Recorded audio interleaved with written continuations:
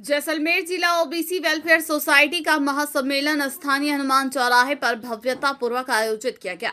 महासम्मेलन के अतिथियों में श्री श्री 1008 कान भारती, श्री श्री 1008 बाल भारती, महाराज गजरूप सागर मठ, श्री नारायण भारती, उमा महेश आश्रम वैसाखी महाराज, राजेंद्र गहलोत राज्यसभा सांसद, महेंद्र गहलोत अध्यक्ष केस कला बोर्ड, गिरधारी लाल तंवर प्रदेशाध्यक्ष लोकतांत्रिक सुरक्षा पार्टी, हुकम सिंह प्रदेशाध्यक्ष मूल ओबीसी आरक्षण संघर्ष समिति, रणछोड़ सिंह राष्ट्रीय गणतांत्रिक पार्टी ओबीसी वेलफेयर सोसाइटी के अध्यक्ष कर्नल अचलाराम द्वारा मंचासीन अतिथियों का साफा व दुपट्टा पहनाकर स्वागत किया गया।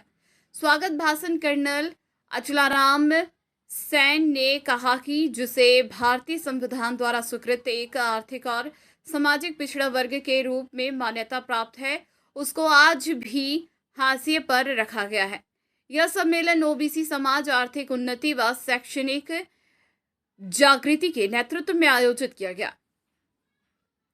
रामना राजपूत समाज के जिलाध्यक्ष कौजराज जस्सी भाटी, महेंद्र सिंह नरुका, शंकर सिंह बालम सिंह, जैसलमेर जिले के दक्षिणी व्यासिया क्षेत्र किशनगिरी, सुखदेव सिंह लाखनी, हीर सिंह, खेत सिंह, कान सिंह, रेमत सिंह, केवल सिंह, राम सिंह, आंसू सिंह, दिन सिंह आदि मौजूद थे।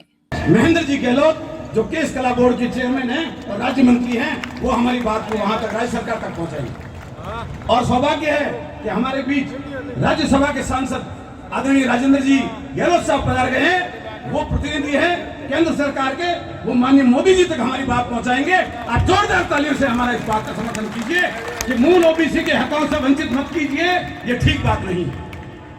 मूल ओबीसी क्या मांगता है? आज जिस तरीके से मूल ओबीसी के बच्चे जो पढ़ लिख कर मेहनत करके अपने आप को साबित कर रहे हैं, जब मेरिट निकलती है तो मूल ओबीसी का बच्चा 100 में से 100 नंबर लाता है, लेकिन वो टॉपर होने के बाद भी ओबीसी की सूची में जाता है, जबकि वो 100 में से 100 अंक लाया था। वो टॉप पे होना चाहिए, उसकी योग्यता के आधार पर उसका सिलेक्शन होना चाहिए, जबकि उसको ओबीसी की सूची में डालकर ओबीसी के एक और भाई का हक मारा जाता है। मेरा निवेदन रहेगा कि सबसे पहले हमारी मांग यह है कि देश में जातिगत जनगणना होनी चाहिए, क्योंकि इस देश में सांप की जनसंख्या है कि कोबरा कितने हैं, इस देश में काले हिरण कितने हैं, इस देश में टाइगर कितने हैं, इस देश में बघेरे कितने हैं, जंगली बिल्ली कितनी है, भेड़िया कितने हैं, उनकी तो संख्या है, लेकिन जातिगत जनगणना नहीं है। इससे जो 85% मूल ओबीसी है वो वंचित रही हकों से। मेरा इस मंच से अनुरोध है, आग्रह है, विनती है, निवेदन है कि सबसे पहली मांग हमारी ये है कि मूल ओबीसी की यह मांग है कि पूरे भारत में जातिगत जनगणना होनी चाहिए। और आपसे अनुरोध है कि आप जातिगत जनगणना में अपनी जाति का नाम लिखवाइए और ओबीसी लिखवाइए साथ में, ताकि आपको हक मिल सके। नंबर 2, हम यहाँ बैठे जो और बाद में जो लट के जोर पर आ गए हैं, वो आरक्षण सारा खा गए हैं, ये हम सहन नहीं कर पाएंगे। ये जो यहाँ बैठे हैं, इनके बच्चों का हक मारा पड़ेगा। आप दोनों प्रतिनिधि आदरणीय गहलोत साहब और आदरणीय महेंद्र जी, आप सरकार तक ये बात पहुंचाएं। इसी से साथ साथ आपसे भी निवेदन करना चाहूंगा, नहीं रखें, कोई जाति बुरी नहीं है, कोई धर्म बुरा नहीं है, कोई समाज बुरा नहीं है। हम भारत के निवासी हैं, भारत माता के लाल हैं, हम सब एक हैं। लेकिन होली, दीपावली, ईद, आखा तीज मिलकर मनाएंगे, सबके साथ मनाएंगे। लेकिन सिर्फ और सिर्फ जिस समय वोट की बात आएगी तो हमारा फैसला मिलकर हम मूल ओबीसी के लोग लगे, ये हमारे अस्तित्व होना चाहिए, तब जाके हमें मजबूती मिलेगी। क्योंकि वोट तो हम किसी और को दे आते हैं, फिर कहते हैं हमें हक नहीं मिल रहा। तो हक कब मिलेगा? जब वोट के समय हम जागृत होना। तो इस निवेदन है, इस मंच से एक आह्वान है कि कर्नल अचलाराम जी सैन साहब ने पिछले 6 सालों से कार्य चलाया है। ये किसी राजनीतिक दल का प्लेटफॉर्म नहीं है, ना किसी राजनीतिक दल के लिए बनाया गया है, ना किसी व्यक्ति के लिए बनाया गया है। बजनी चाहिए, शिक्षा के महत्व को ये समझाएंगे। आज मैं आपके सामने शिक्षा के महत्व पर महत्व पर कुछ शब्द व्यक्त करना चाहती हूँ। मंजिल उसी को मिलती है जिसके सपनों में जान होती है। मंजिल उसी को मिलती है जिसके सपनों में जान होती है। पंखों से कुछ नहीं होता, हौसलों में उड़ान होती है। आदरणीय वरिष्ठ मान्यवर और अतिथिगण एवं मेरे प्यारे छोटे एवं बड़े भाई बहनों, आप सभी को मेरा नमस्कार। आप सभी जानते हैं शिक्षा कितनी आवश्यक है। जो शिक्षा प्राप्त कर लेता है वह समाज में उचित आदर प्रदान करता है। शिक्षा हमारे जीवन का आधार है। शिक्षा हमारे जीवन का अमूल्य धन है। मुश्किल नहीं है कुछ दुनिया में, मुश्किल नहीं है कुछ दुनिया में। तू जरा हिम्मत तो कर, ख्वाब बदलेंगे हकीकत में, तू जरा कोशिश तो कर।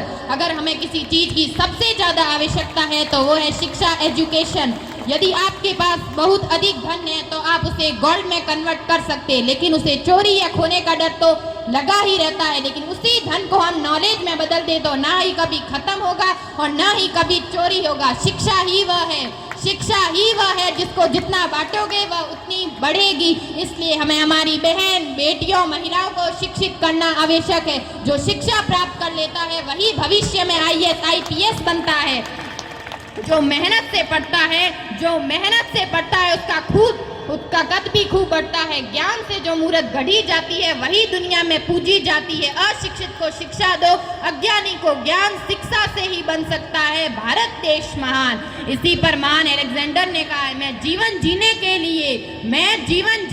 लिए पिता की ऋणी हूँ, लेकिन अच्छा जीवन जीने के लिए शिक्षा की ऋणी हूँ। अच्छा जीवन जीने के लिए शिक्षा की ऋणी हूँ। अगर इस दुनिया में शिक्षा ही नहीं होगी तो इंजीनियर, पायलट नहीं होंगे, ना इलाज के लिए डॉक्टर होंगे। इसलिए हमें शिक्षा लेनी है और जागरूक बनना है। इसी के अंत में मैं आपसे कहना चाहूंगी, जरूरी नहीं रोशनी चिरागों से ही हो, शिक्षा से भी घर रोशन होते हैं। धन्यवाद।